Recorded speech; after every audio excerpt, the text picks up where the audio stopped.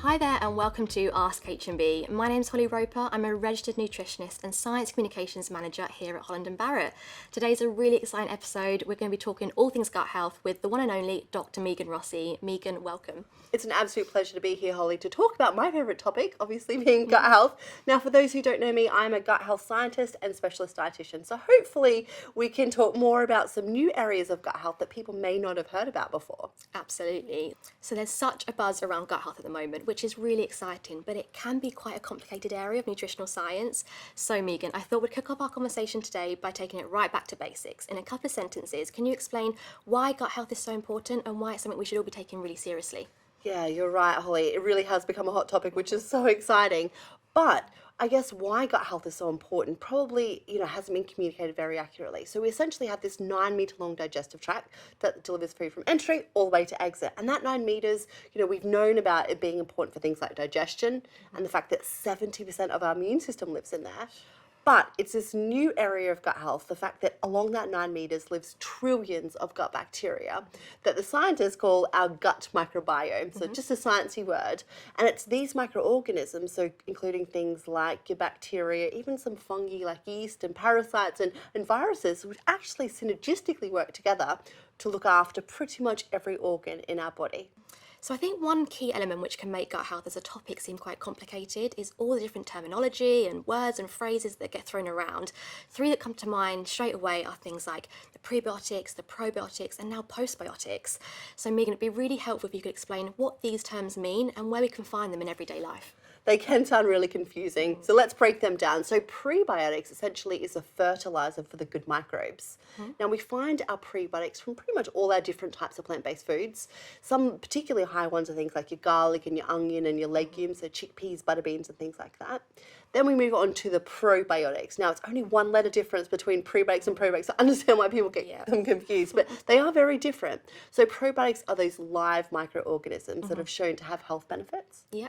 And then we move on to the postbiotics. So this essentially is when you get the beneficial bacteria and feed them the prebiotics, they produce these chemicals called postbiotics. Okay. So some people may have heard of things like short-chain fatty acids. That's a type of a postbiotic. And these have been shown to help do things like strengthen our gut lining. They use a signal molecules throughout our body to communicate with appetite and our brain and things like that. And also have shown to have some anti-inflammatory effect. But the other one, which I want to chuck in there, is a synbiotic. Okay. Now this essentially is a combination of the probiotic and the prebiotic. And that's actually what I did my PhD in. So you mentioned microbes, and we hear this word thrown around quite a lot when we talk about gut health. Can you explain that in a little bit more detail for us? Yeah, look, it's just a slang word that we use for these microorganisms. So you can't actually see them using your naked eye. You need a microscope, and that's the microorganism. So when I say that, I'm talking about things like your bacteria, but also some fungi such as yeast, as well as viruses and parasites, all come under this microorganism or this microbe terminology. Okay, fantastic. So when it comes to gut health and exercise, what should we be considering when we're thinking about different types of movement for our microbes? That's a good question, because I think a lot of people, certainly those that I see in clinic, are fixating on diet when it comes to gut health and don't realize that other things such as exercise can have a really meaningful impact.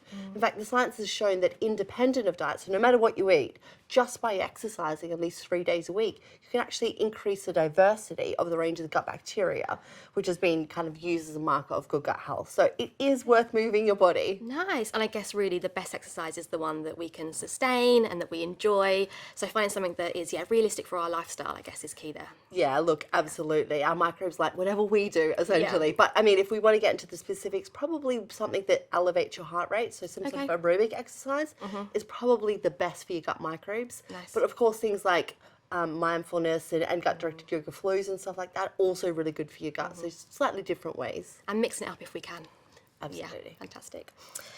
Now, a question I'm really interested to ask you, Megan, is about the differences between genders. So do we see any changes in the gut between male and female guts? And if so, how can we influence this? Yeah, look, this is a really fascinating area. We certainly do know that our sex hormones impact our gut health, so things like estrogen and testosterone.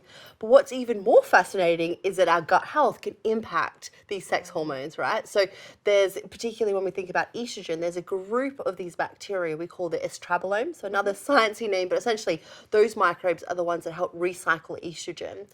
And, when we think of, throughout the life course, women going through the menopause, actually, they've shown that those who've got better gut health seem to, have a lower severity of a lot of the, the symptoms like hot flushes and things like that. So it is really important to nourish your gut health, throughout all the life courses, but, menopause is a big one too.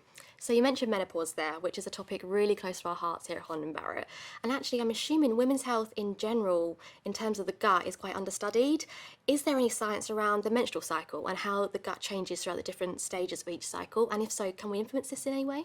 Yeah, really good question. And, you're right. In terms of the science in women's health and, going through our menstrual cycle hasn't been well studied in terms of gut health. But mechanistically, it absolutely makes sense that as our sex hormones change in the concentrations, our gut microbes will also change. And there's also this other group of kind of hormone-like chemicals called prostaglandins. Now, these are the ones that help our uterus contract and therefore our lining to shed.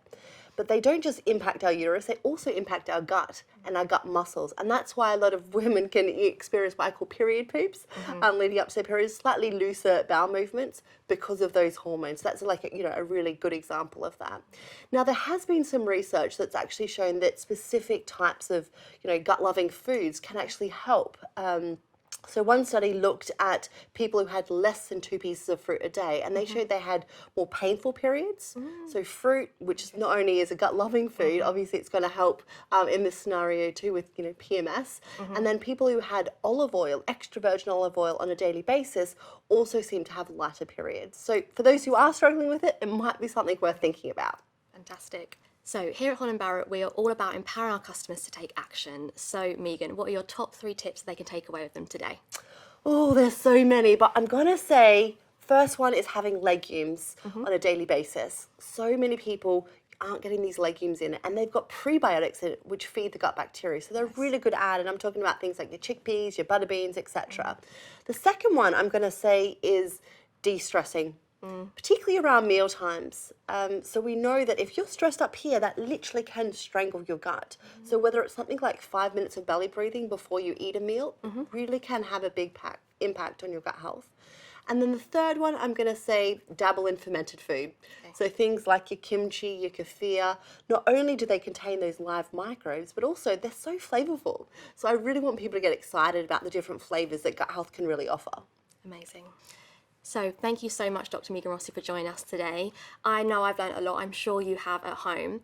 Don't forget to join us for our next episode where we'll be diving into the science behind the importance of plants on our gut health, and we'll be joined once more by Dr. Megan. Can't wait. Hopefully we'll get into some myth busting there too. Absolutely.